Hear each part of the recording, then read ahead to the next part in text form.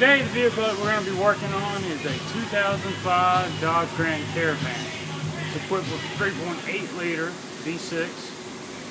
What we're going to be doing is actually replacing the alternator assembly. The complaint the customer has been having is that there's been a growling, bearing type noise as well as a whining noise. Listening to the engine with the stethoscope, I was able to verify that it was the alternator. Also taking the belt off, I could spin it and feel it as well in the shaft. So we've got our alternator, our replacement right here. I just want to give you a quick visual on it. What you're seeing is, I want to show you where all the bolts go, just so you know off the vehicle where it is. It mounts on the block pretty much in this position, which means on the front there's going to be 2 bolts that you're going to get it through the wheel well access, and then you've got one for this bracket right here that you're going to get from up above through the engine compartment, as well as your connector and your positive battery cable post. Most important step when working on this is always make sure you disconnect the battery cable. That way you don't have any kind of shorts or unforeseen accidents whatsoever. So make sure you go ahead and disconnect your negative battery cable, and I'll show you step by step how to get the alternator out. I try to do this free-handed so you can actually see what I'm talking about, so please excuse me if I give you a little motion sickness. We're on the passenger side of the vehicle. We've got the wheel turned all the way to the right so we can get access to the fender well and get the splash guard off. The splash guard actually is held on by a total of 4 what we call Christmas tree fasteners, push-ins. One here, one here, one right here. And this one's actually broke off, but there would actually be from the fender well liner another piece that would come out here at a 90-degree angle, and one would go in there.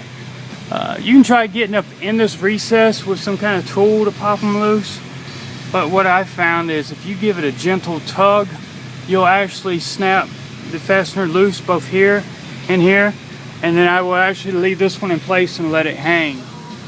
So go ahead, I'll put you back on the tripod and show you that. Let's go ahead and get this splash shield off. Nice little gentle tug. Pop it loose one more time. Pop the front one loose. These 2, here you go. These are the Christmas tree fasteners I'm speaking of. And then I'll let it hang. You can take the other one off if you want. In this case, I'm on a rack. I've got room. If you're doing it on the ground, you don't want it in your way, no problem. Get your tool up in here to pop the front one loose so it's not dangling anymore. We got the splash shield out of the way. We need to get the belt off. Being that this has a spring-loaded tensioner, we now have to release the tension on the belt. There's 2 methods you can use. This one has an aftermarket tensioner on, which luckily they actually put a 1/2-inch square hole in the back, so I can actually stick a breaker bar up in here and actually turn it to get the belt off.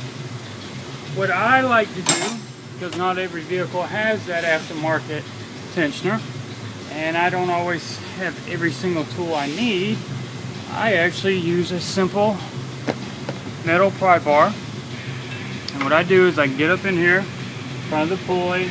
Normally you would insert a serpentine belt tool, and I put it against the frame and I pry. And I get enough leverage to actually take the belt off. And I use the same thing when I'm going back on it. You don't have to have all the high dollar tools. You can just have some basic tools to get some of these jobs done. And that's what I use. To each his own. If you want to go buy the expensive tools, so be it. If you're only going to be doing this once or twice, you don't need to.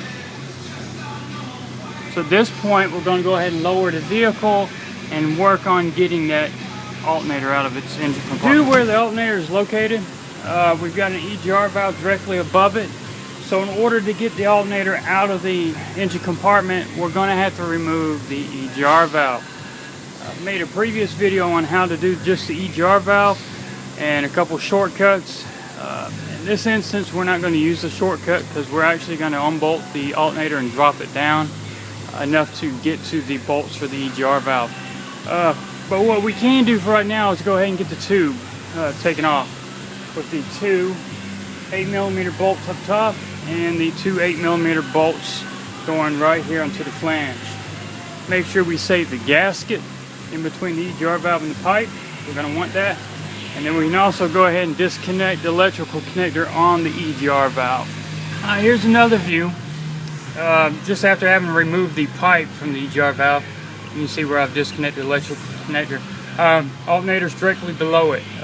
So what we're going to do next is we've already disconnected the negative battery cable. Remember, we don't want to cause any kind of shocks or accidents. We're going to go ahead and get our 13mm socket in here. We're going to take the nut off the back of the cable stud, get that out of the way, disconnect the electrical on the back of the alternator, and then we're going to work on getting the two 15mm bolts off the front as well as one on the bracket. Once we do that, we should be able to move it, and it should drop down enough to get to the two 10mm bolts on the EGR valve. Once we have those off, EGR is out of the way, alternator will come straight out through the top. Alright, so just like I was describing, I've gone ahead and gotten the alternator loose, got all 3 bolts out of the way, connector and cable, set it to the side. Now I can get to the EGR bolts easily without much anything in the way. 2 10mm bolts. Once I get those off, save the metal gasket that's behind it. You're going to be reusing it. Take it off to the side. Alternator come right out through the top, and we'll move on to that. Alright, at this point, we've already taken the EGR valve off. We saved the gasket. Like I mentioned, we're going to be reusing it. And now it's time to remove the alternator. Straight out the opening, everything else needs to be removed. Here's our old one. Now we're going to move on to the new one. The new one goes right back in the hole.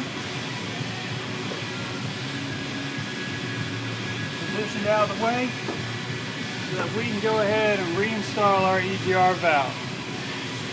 There's pretty much nothing else I really need to show you that's any different than taking it off. I showed you how to get the splash shield, the belt off, about the cable being disconnected, positioning the alternator out of the way, EGR valve. Everything's exactly the same going back with it. Just make sure that you got your serpentine belt routed correctly. If you're curious, there's actually on this particular vehicle, there's a sticker on the upper radiator shroud that tells me for which particular engine I have, which way the belt goes. Once that's back on, the very last thing we're going to hook up is the battery cable. Otherwise, it's a pretty simple repair. Doesn't take any elaborate tools. Just the basic tools pretty much anybody has laying around their shop should work. So with that, I appreciate you watching my videos. Always stay tuned for more.